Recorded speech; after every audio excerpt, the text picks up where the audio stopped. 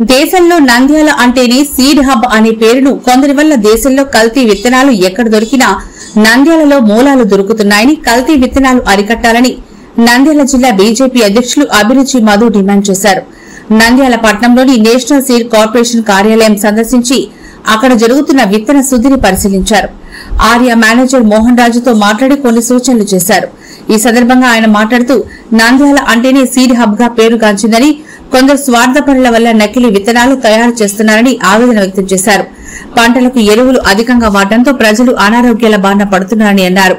అధికారులు నకిలీ విత్తనాలు విక్రయించేవారు భారతం పట్టాలని అన్నారు.